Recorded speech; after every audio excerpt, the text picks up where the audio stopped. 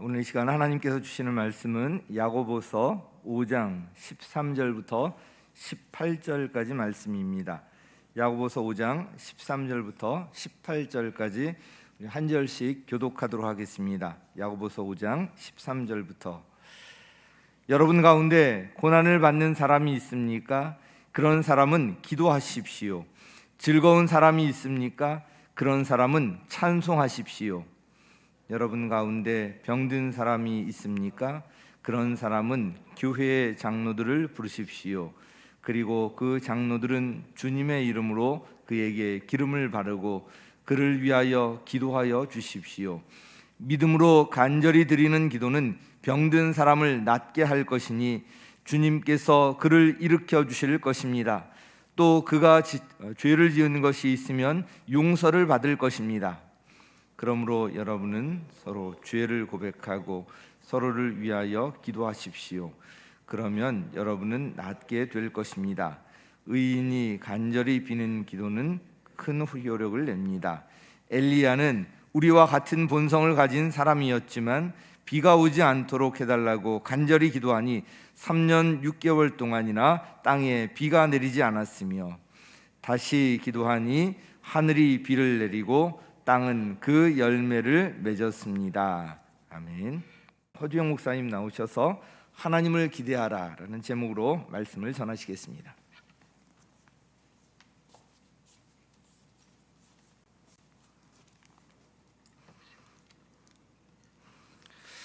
할렐루야.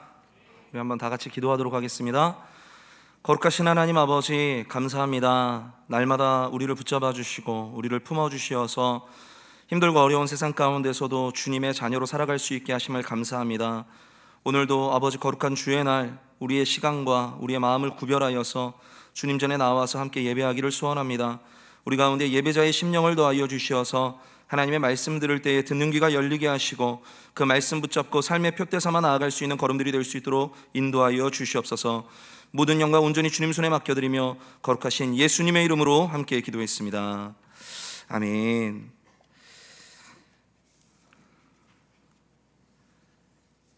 저는 오늘 함께 읽은 본문 야고보서 5장 13절에서 18절까지의 말씀을 중심으로 하나님을 기대하라 라는 제목으로 하나님의 말씀을 나누고 기도 제목 삼기를 원합니다. 우리 글로리아 찬양팀이 찬양을 하는데 어떤 마음이 들었냐면 성전 전체가 따뜻해지는 느낌을 받았어요. 겨울이라서 굉장히 춥고 제가 또 이렇게 원래 이제 마음이 따뜻한 사람이 손발이 차갑다고 하잖아요.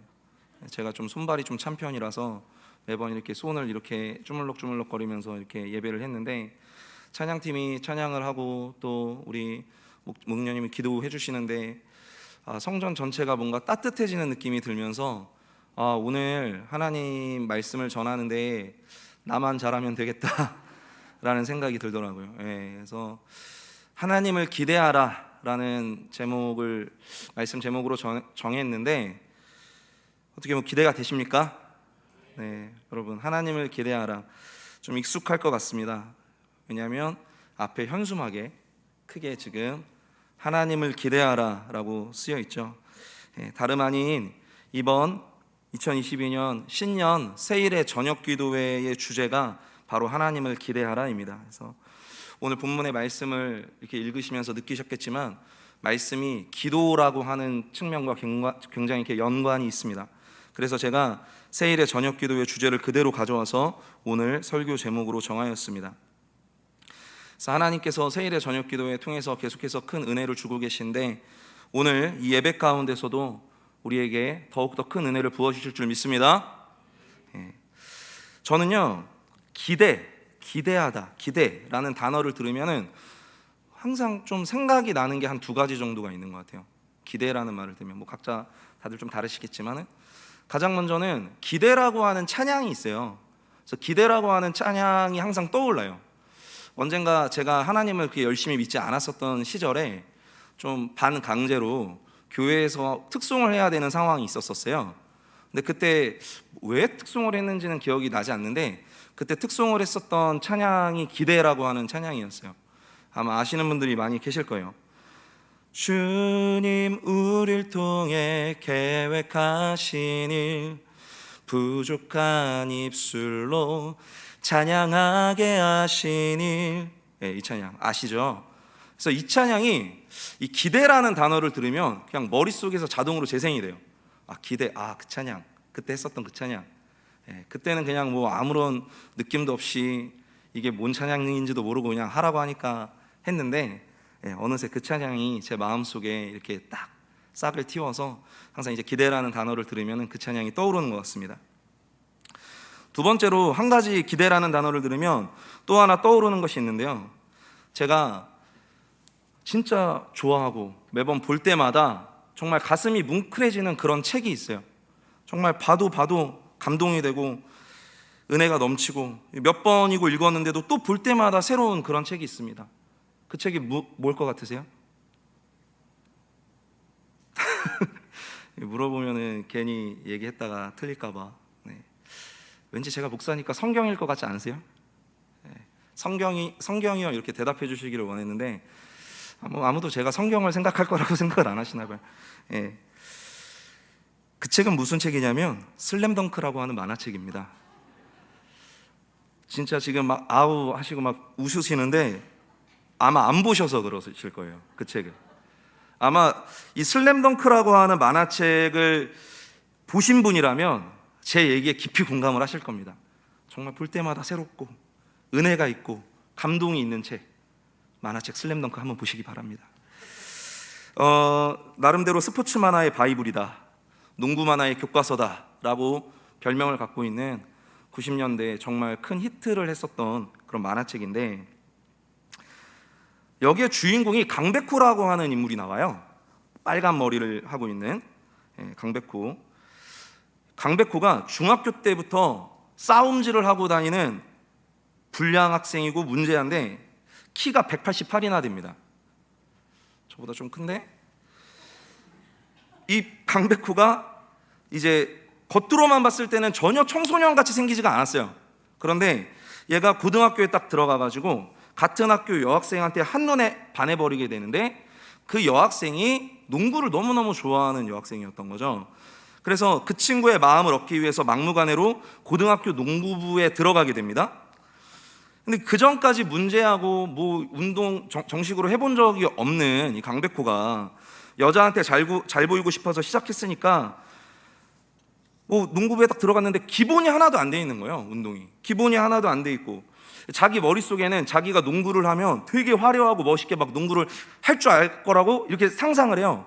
근데 막상 뚜껑을 열어보니까 늘 실수투성이에 망신만 당하는, 얘가 근데 자존감이 되게 높아요. 망신을 당해도 자기가 항상 천재라고 생각하면서 막 열심히 하는데, 결국에는 이제 자신이 기대했었던 어떤 그런 모양들이 아니라 현실은 늘 체육관 구석에서 남아가지고 따로 훈련을 합니다.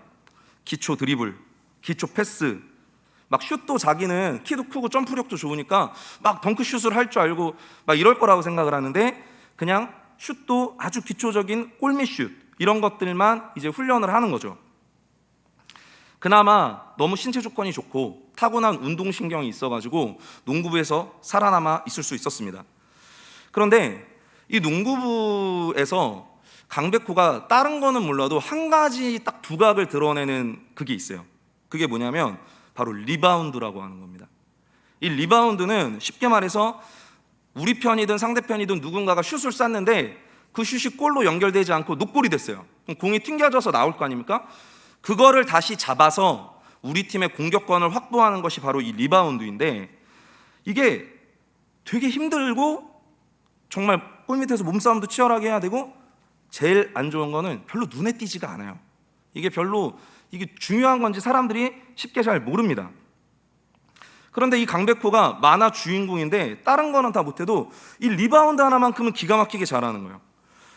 아무튼 그렇게 이 강백호라고 하는 캐릭터가 조금씩 농구를 배우면서 성장해 가는 그런 이야기가 이어지다가, 이게 결국 스포츠 만화니까 그 방향이 이제 전국대회에 나가서 결국에는 가장 강한 팀이랑 마지막에 딱 붙게 될 거 아니에요. 그랬는데 이 강백호가 그때쯤 되면 이제 상당히 발전을 했음에도 불구하고 이제 작중 시점이 농구를 시작한 지 아직 반년도 되지 않았어요. 그러니까 여전히 초보자고 여전히 아직 풋내기예요. 단 돋보이지 않는 리바운드 실력만큼은 아주 수준급으로 성장이 있었습니다. 열심히 경기에 임하는데 상대팀이 최강팀이잖아요. 그러니까 주인공 팀이 금세 실력 차가 드러나가지고 막 점수 차이가 많이 벌어지게 되는 거예요. 그래서 모든 관중들, 거기에 나와 있는 기자들, 이런 사람들도 게임 끝났다, 아직 전반전도 안 끝났는데 벌써 이거 경기 결과가 다 나온 거나 다름없다 이러면서 싸해졌어요, 분위기가. 그런데 감독 할아버지가 갑자기 강백호를 벤치로 딱 불러들입니다. 만화잖아요. 딱 쳐다보지도 않고 앞에 보고 딱 얘기하는 거예요. 아직도 이길 수 있다고 생각하는 건 나뿐인가? 딱 이야기를 하면서 강백호한테 다른 것보다 리바운드를 잡아낼 수 있다면 우리가 이길 수 있다, 이런 식으로 작전 지시를 하게 되는 거예요. 그러니까 벤치에 있었던 모든 팀원들이 강백호한테 와가지고 강백호 손을 이렇게 잡으면서 이 손에 공이 붙었으면 좋겠다 하면서 응원하고 격려를 해요. 강백호가 상남자기 때문에 너무 막 징글징글하다고 저리 가라고 막 이렇게 얘기를 하는데 집중을 딱 하고 이제 다시 경기장에 들어가는 거죠. 그러면서 그 만화책에 이러한 독백이 써 있어요. 자막 한번 띄워주시겠습니까? 이상할 정도로 흔들림이 없었다. 게다가 꼭 해야만 하는 일이 한 가지로 좁혀졌기 때문에, 이런 식으로 누군가에게 필요한 존재가 되어 기대받기는 처음이기 때문에 이게 딱 써 있는 거예요. 사고뭉치 문제였던 강백호가 경기의 흐름을 바꾸기 위해서 팀의 중요한 농구 선수로 각성되는 순간에 이런 글이 딱 써 있었던 거죠. 그래서 그 이후에 이야기가 어떻게 전개되는지는 한번 직접 확인해 보셔도 좋을 것 같습니다.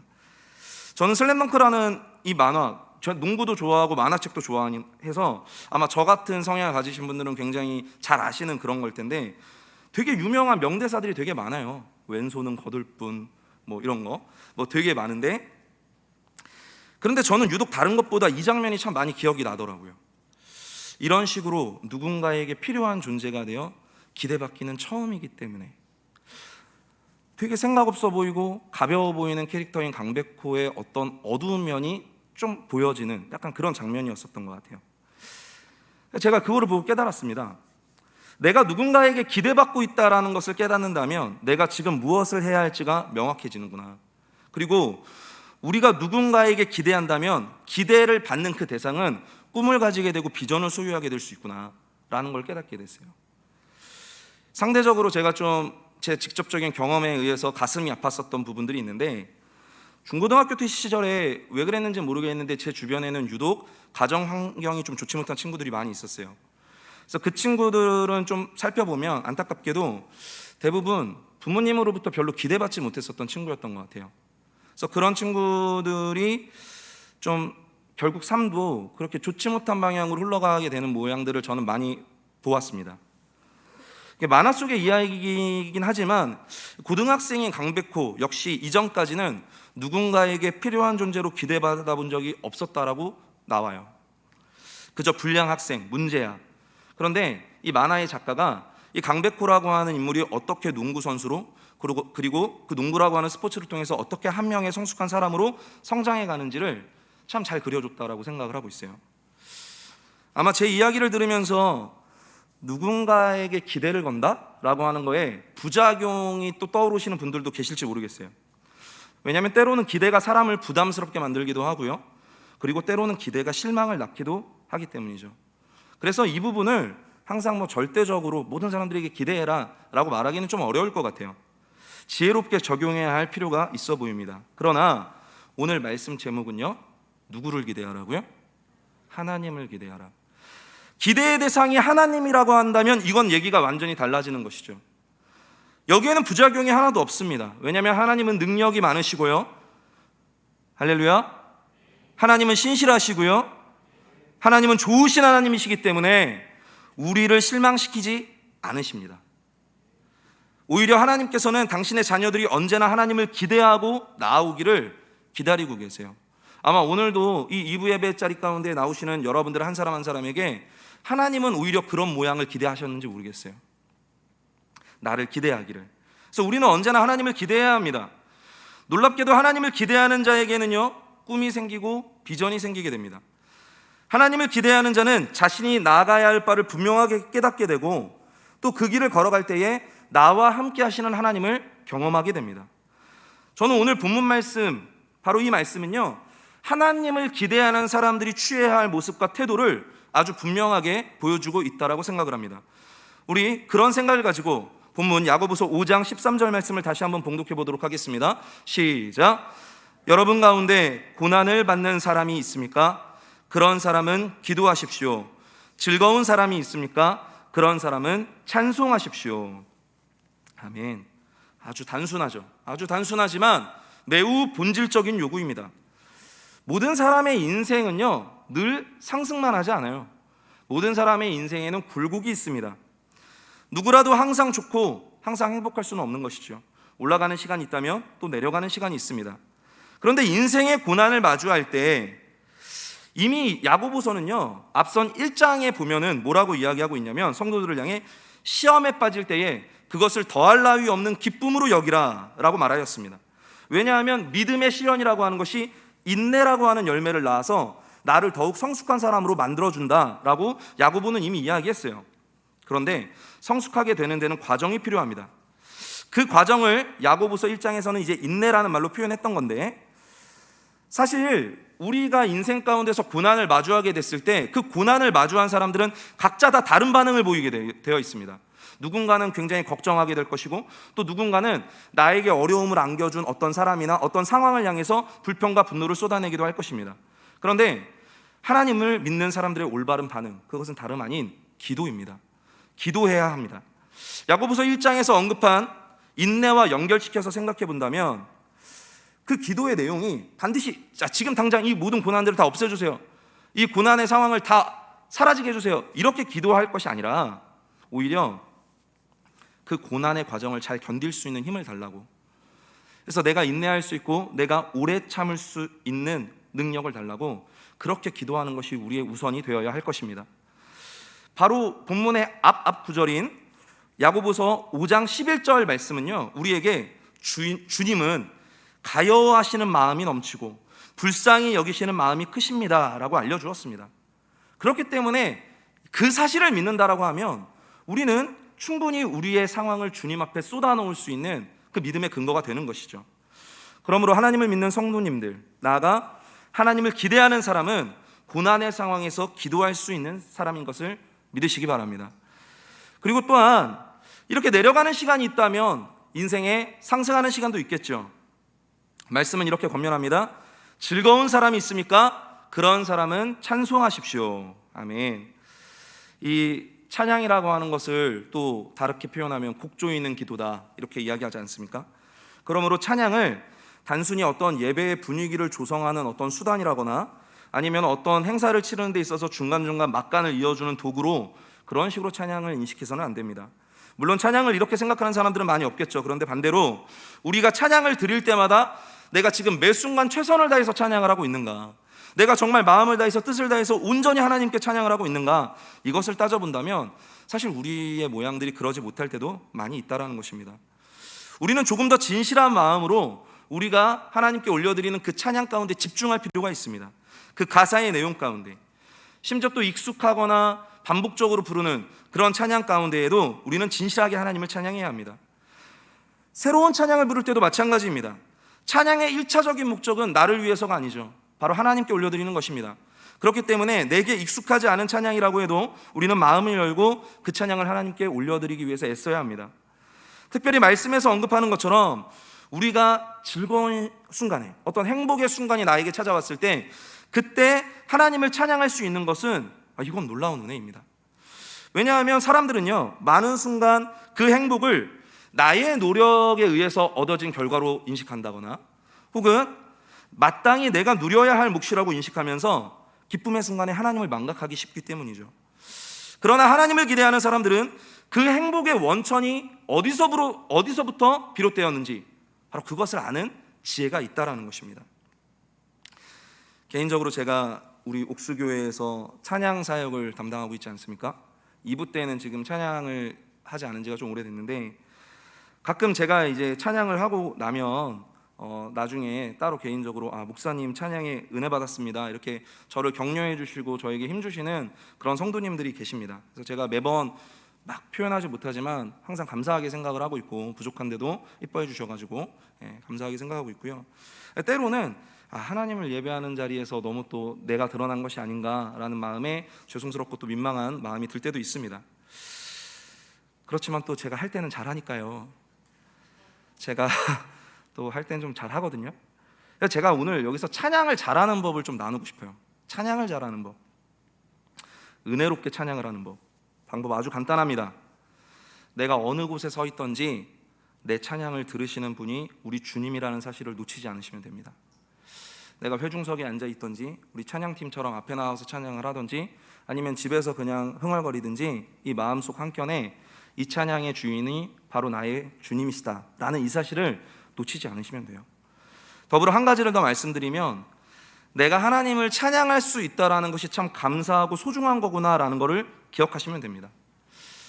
저는 감사하게도 하나님을 간절하게 믿고 난 뒤에 몇 번 제 의지와 상관없이 찬양을 할 수 없는 상황을 맞이했었던 적이 있었습니다. 대표적으로는 언젠가 한번 얘기 드렸었던 것 같은데, 군대에 갔었을 때 제가 수색대 지피에 근무를 했었었는데, 교회가 없는 곳에서 군 생활을 하다 보니까 이제 또 이등병 때는 노래를 하면은 개념 없다고 혼나거든요. 그러니까 노래를 하지를 못해요. 노래를 하지 못하니까 당연히 찬양도 하면 안 되겠죠. 그래서 그때 찬양을 할 수가 없었어요. 또 이전에 이제 전임 사역을 시작한 지 얼마 되지 않아서는요, 마음의 열정이 넘쳐서 그랬는지 목 아끼는 법을 몰랐습니다. 그래서 항상 정말 목이 터져라 기도하고 목이 터져라 찬양을 하다 보니까 어느 순간부터 자꾸 쇳소리가 나고 목이 소리가 잘 안 나오는 거예요. 그래서 병원에 가서 보니까 성대에 물혹이 생겨가지고 수술을 해야 한다라고 얘기를 하시더라고요. 그래서 전신마취 수술을 하게 됐는데, 그 수술 이후에는 한동안 찬양은 물론 말도 할 수 없는 말도 하면 안 된다고 하셔가지고 의사 선생님이 저보고 한 6개월 동안 노래를 하지 말라는 거예요. 제가 저 교회 전도사라고 교회 전도사라서 맨날 찬양해야 된다고 이렇게 얘기를 했었었는데, 아무튼 그때 정말 찬양도 말도 할 수 없는 그 시간이 오니까 어떻게 이렇게 목소리를 자유롭게 낼 수 있고 하나님을 찬양할 수 있는 것이 이게 너무 은혜구나라는 것을 제가 깊이 깨닫게 되었습니다. 그래서 여러분들 찬양할 수 있는 거는요 너무 은혜예요. 그래서 여러분들 찬양할 수 있는 시간에 마음껏 찬양하시고, 잘 모르더라도 뭐 교회에서는 잘 몰라도 이제 앞에 워낙 사운드도 빵빵하고 또 찬양 음정 틀렸다 그래가지고 사람들이 눈치 주거나 이러지 않잖아요. 그냥 저분은 자기 갈 길을 가시는 분이구나 이렇게 생각하고 그냥 넘어가기 때문에 여러분들 그냥 각자의 길로 가시면서 열심히 찬양을 크게 따라 부르셨으면 좋겠습니다. 우리 사랑하는 옥수교회 성도님들, 고난 중에 기도하십시오. 그리고 즐거울 때는 찬양하십시오. 그것이 하나님을 믿고 하나님을 기대하는 사람들에게서 나타나야 할 모습입니다. 결국 기도하고 찬양하라. 야고보가 하고 싶은 말의 핵심은 무엇이냐면, 어떤 상황에 따라서 기뻐하거나 슬퍼하지 말고 인생의 초점을 온전히 우리 주님께 고정하라는 것입니다. 주님을 바라보고 주님을 의지하고 주님께 감사하는 것, 이것이 하나님을 기대하는 인생 아니겠습니까? 그 은혜가 오늘 저와 여러분 가운데 가득하게 되시기를 예수 이름으로 축원합니다. 우리 계속해서 야고보서 5장 14절에서 15절까지의 말씀 함께 봉독하도록 하겠습니다. 시작. 여러분 가운데 병든 사람이 있습니까? 그런 사람은 교회의 장로들을 부르십시오. 그리고 그 장로들은 주님의 이름으로 그에게 기름을 바르고 그를 위하여 기도하여 주십시오. 믿음으로 간절히 드리는 기도는 병든 사람을 낫게 할 것이니 주님께서 그를 일으켜 주실 것입니다. 또 그가 죄를 지은 것이 있으면 용서를 받을 것입니다. 아멘. 신유기도 가운데서도 가끔 인용되는 그런 본문이죠. 하나님을 기대하는 자들은요, 사람의 삶과 죽음이 온전히 누구에게 주권이 있는지 이 사실을 잘 알고 있습니다. 그렇기 때문에 하나님을 믿는 자들이 병든 사람을 위해서 기도하는 것, 병든 사람이 자기 자신이 건강해질 수 있도록, 치료받을 수 있도록 기도하는 것, 하나님께 기도하는 것, 이건 너무나도 당연한 것이고 또 나아가 그리스도인의 책임이라고 하는 거예요.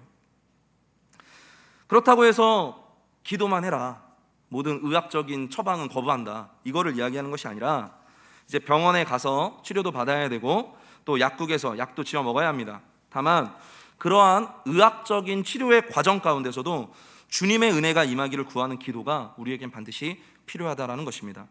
특별히 본문의 말씀을 통해서 이 초대교회의 특징 중에 하나가 드러나고 있다고 생각을 하고 있어요.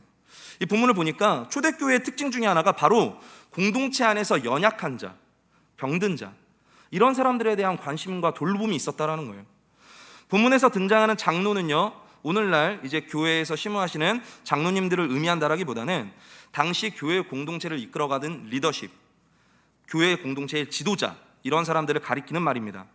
다시 말해서 뭐 병들었으면 무조건 목회자를 불러라, 이렇게 좀 인식하시기보다는 어떤 특정 사역자의 기도가 절대적이다, 이런 거를 이야기하는 것이 아니라 교회를 대표하는 사람들에게 자신의 기도를 부탁한다면 그것은 곧 교회 공동체 전체에게 기도를 요청하는 것과 동일하지 않겠습니까? 바로 그것을 의미하는 것이죠. 질병으로 고난받고 있는 자신의 어려움을 교회에 오픈하는 것, 그것은 그 자체로서 하나님을 기대하는 행위 아니겠습니까? 자, 그런데 사람이 자신의 연약함이나 사적인 어떤 뭐 병들었던 어떤 그냥 모양들, 이런 것들을 공동체에 사실은 드러낸다라는 것이 말처럼 쉽지가 않을 수도 있습니다. 어찌 보면 자신의 어려움을 오픈해서 기도해 해달라, 교회에 이렇게 오픈하는 것, 이거는 어떻게 보면 그 책임은 교회에 있을 수도 있다라는 생각이 들어요. 그렇기 때문에 교회는요, 항상 공동체 안에서 연약한 지체를 위해 관심을 기울여야 하고, 또 그 지체가 겪는 고난에 함께 공감하면서 함께 참여해야 합니다. 이것은요, 오늘날 이 시대를 보시면 이 시대가 지금 굉장히 단절과 고립이 만연해 있지 않습니까? 주님께서 마지막 때에는 사랑이 식어진다라고 이야기하셨는데, 이러한 시대적인 상황을 거스르는 행동이에요. 그러니까 시대적인 상황과 달리 우리는 타인에게 관심을 가져야 하고 특별히 연약한 사람들에게 주목해야 된다는 것이죠. 이것이 거룩입니다. 시대적 상황을 거스르는 거룩한 자세, 힘들고 어려운 사람들을 위해서 기도해야 하는 것. 근데 그렇게 하지 않는다라고 하면은 이것은 하나님을 기대하지 않는 것이고, 동시에 교회가 지켜가야 할 거룩의 모습을 상실하는 것이 되겠죠.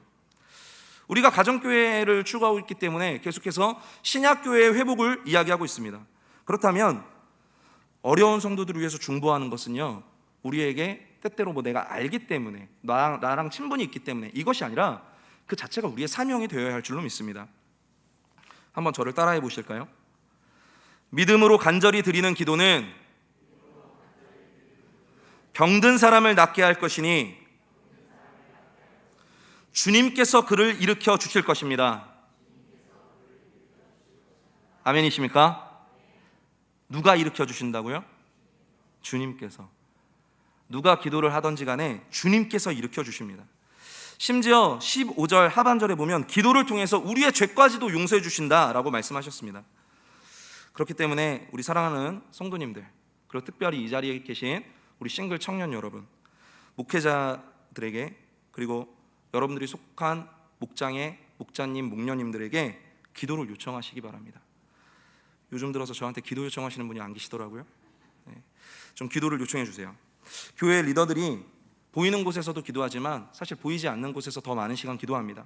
그래서 그때 여러분들을 위해 중보하게 될 것입니다. 그래서 여러분들, 누군가 날 위해 기도하고 있구나, 이게 참 일상 가운데 힘이 될 거예요.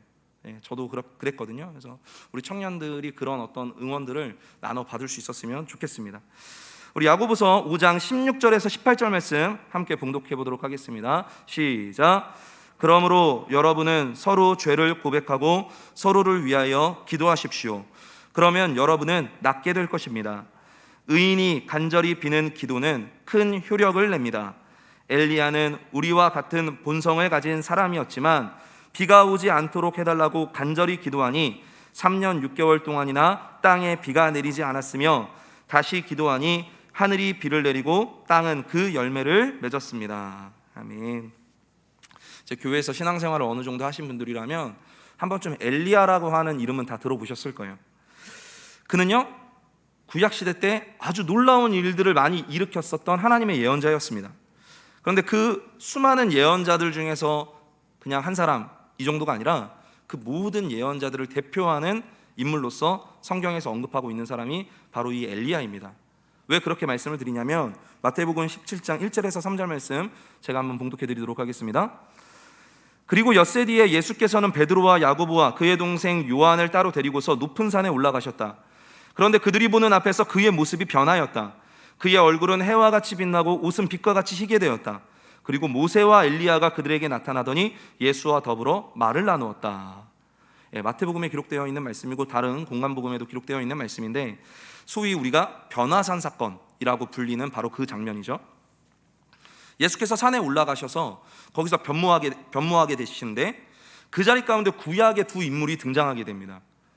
한 명은 모세였고요, 한 명은 엘리야였습니다. 왜 이 두 사람이 등장을 했는가? 모세는요, 구약의 율법을 대표하는 인물입니다. 그래서 우리가 이제 그 구약의 율법서, 이 율법서를 또 다른 말로 모세오경이라고 부르지 않습니까? 그래서 구약의 율법을 대표하는 인물로 모세가 등장을 한 것이고요. 그 이후에는 이제 예언자들을 대표하는 인물로서 바로 이 엘리야가 등장한 것입니다. 그만큼 이 엘리야는요, 수많은 예언자들 가운데서도 독보적인 위치에 있는 사람이에요. 굉장히 위대한 인물이라고 할 수 있죠. 그런데 오늘 야고보서 본문 가운데서는 반전이 있습니다. 뭐라고 이야기하고 있냐면, 야고보는 엘리야가 우리와 같은 본성을 가진 사람이었다라고 이야기합니다. 우리와 같은 본성을 지닌 사람이었다라는 말 한마디로 사실은 높아져 있었던 엘리야의 위상을 한 번에 우리와 동일시 만들어버리는 거예요. 우리랑 똑같은 사람. 그런데 그런 엘리야가 기도했더니 비가 오지 않았고, 그런 엘리야가 또다시 기도했더니 다시 비가 내렸다. 야고보서는요, 그런 것이 가능했었던 이유가 이 엘리야라고 하는 사람이 위대해서가 아니라 그가 의인이었다라는 것에 지금 주목하고 있는 거예요. 의인이 간절히 비는 기도는 큰 효력을 냅니다 라고 언급하고 있어요. 엘리야는요, 하나님의 말씀을 멋있게 선포한 이후에 자신이 보복을 당할까 봐 무서워서 도망쳤던 사람이에요. 그리고 도망자 신세로 살면서 너무 괴로워서 하나님한테 기도를 하는데, 아니, 하나님의 종이 뭐라고 이야기합니까? 주님, 차라리 제 목숨을 걷어가 주세요, 저 죽여주세요 라고 이야기했던 사람. 그러니까 얼마나 우리와 똑같이 연약한 사람입니까? 다만 하나님을 믿었기 때문에 엘리야가 구별됐었던 부분들은요, 대부분의 모든 사람들이 성공을 위해서 우상 숭배를 할 때, 바알과 아세라 앞에서 엎드렸을 때 그는 바알에게 무릎 꿇지 않은 사람이었다는 거예요. 그리고 그는 하나님 앞에서 의로운 자로서 삶을 끝까지 살아가려고 애썼던 사람이었다는 것입니다. 그러므로 하나님을 기대한다라고 하는 것, 이건요, 밑도 끝도 없이 하나님을 기대하라라고 이야기하는 것이 아니라 하나님 앞에 온전히 서도록 노력하면서 자신의 일상이 의롭게 흘러가도록 애쓰면서, 그러면서 하나님을 기대하라는 것입니다. 극단적인 예로 자기가 몰래 마약을 팔면서 하나님을 기대하면서 나의 어떤 사업이 형통해지기를 이건 말이 안 되는 거잖아요. 그러니까 우리는요, 하나님을 기대할 때에 의로운 삶을 추구하고 그런 삶을 살아가기 위해서 애써야 합니다. 제가 안타까운 게 뭐냐면, 한 살 한 살 이제 좀 저도 어른이 되다 보니까 어렸을 때 느꼈었던 그런 감정들을 잃어버리는 것 같아요. 어렸을 때는 만화 영화를 보면서 저와 같은 비슷한 연령대 한 번쯤은 다들 세일러문 한 번쯤은 다 보셨잖아요. 정의의 이름으로 너를 용서하지 않겠다, 많이 거울 보면서 따라했었던 기억이 있는데, 그만큼 어릴 때는요, 정의가 굉장히 소중한 가치예요. 정의로워야 돼. 왜냐하면 정의는 항상 승리하니까. 만화 영화를 보면서 그런 꿈을 꿨었는데, 어른이 되고 나니까 정의 운운하는 것이 굉장히 좀 우습게 여겨질 때가 있어요. 정의? 무슨 정의야, 지금 사는 게 바쁜데, 이런 식으로. 그런데 이러한 정의라고 하는 것은요, 만화 속에서만 추구해야 되는 가치가 아닙니다. 모든 그리스도인들은요, 정의를 추구해야 합니다. 자, 그래서 앞절에서부터 이어지는 것처럼 우리는 죄사함을 위해서 기도해야 하며, 또 누구에게 내가 잘못한 일이 있으면 그 사람에게 가서 나의 죄를 고백할 수 있어야 합니다. 이 회개라고 하는 측면에 있어서 이 부분이 아주 중요한데, 사람에게 잘못을 저질러 놓고 하나님 앞에 회개해서 기도해서 나 용서받았다 해서 끝나는 게 아니죠. 내가 잘못한 그 사람한테 가서 그 사람에게 사과하고 용서를 구하는 것까지가 회개임을 기억하시기 바랍니다. 그래서 죄 고백이라고 하는 이건요, 아주 믿음의 행동이에요. 자, 이제 말씀을 마무리하도록 하겠습니다. 다들 이제 조금씩 힘들어하시는 게 눈에 보이기 때문에. 우리 사랑하는 옥수교회 성도님들, 그리고 우리 싱글 청년들, 때로는요, 어떤 문제 앞에서 이제 목회자나 아니면 목자 목녀님들이나 아니면 누군가가 기도해, 그 문제 기도해, 이런 기도하라는 권면, 지겹게 느껴질 때가 있죠. 왜냐하면 교회에서 신앙생활하면서 너무나도 많이 들었던 얘기고 너무나도 반복적으로 들었던 얘기이기 때문에 내가 듣고 싶은 얘기는 이게 아닌데 또 기도하라 그러네. 근데 기도하면 된다라고 하는 이것이 과연 틀에 박힌 해답일까요? 문제 해결을 위해서 하나님을 기대하는 사람은요, 우리 주님을 기대하는 눈으로 바라보게 되어 있죠. 근데 그 과정에서 자연스럽게 나타나는 모양이 바로 기도라는 모양입니다. 그래서 사실은 어쩔 수 없이 정답은 궁극적으로는 똑같은 방향으로 흐를 수밖에 없는 거예요. 아까 전에 슬램덩크 이야기를 잠깐 했는데, 이 강백호라고 하는 사람이 농구를 시작하면서 머릿속에는 화려한 플레이를 막 그렸지만 결국 현실은 뭐예요? 기초 드리블, 기초 패스, 기초 슛, 그 다음에 유일하게 할 줄 아는 것이 눈에 별로 띄지 않는 리바운드. 그런데 바로 그 부분이 경기의 흐름을 바꾸는 것이고, 바로 그 부분이 한 사람이 농구 선수로서 성장하는 데 밑거름이 됐었던 것이거든요. 신앙생활은 마치 이런 것과 동일합니다. 아주 기초로 돌아가는 것, 기본으로 돌아가는 것, 우리는 그것을 회복해야 되는 것이죠. 특별히 세일의 저녁 기도회 2022년도 한 해를 시작하는 과정에서 하나님을 기대하고 하나님을 의지하고 하나님께 나아가자. 우리 코로나 때문에 그동안 너무 힘들었다. 우리 코로나 때문에 너무 하나님 앞에 소홀했다. 다시 한번 시작하자. 그런 마음으로 진행하고 있습니다. 그런데 왜 참여하지 않으십니까? 이제 딱 한 주가 남았어요. 그동안 참여하지 않았었던 성도님들 계시다면 도전하고 싶습니다. 여러분의 1년의 그 시작점에 일주일 정도 하나님 앞에 나와서 기도할 수 있지 않겠습니까? 할렐루야. 남은 세일의 저녁 기도에 여러분들 결단하시고 좀 나오셔서 기도하셨으면 좋겠습니다. 오래 걸리지도 않고요. 자유롭게 기도하다 돌아가시면 돼요. 우리의 삶을 주님께 맡겨드리고 그분의 일하심을 기대함으로 그렇게 2022년도 한 해를 시작했으면 좋겠습니다. 그렇게 주님을 기대하는 자에게 이후로도 우리 하나님께서 더욱 넘치도록 부어주실 것을 믿습니다.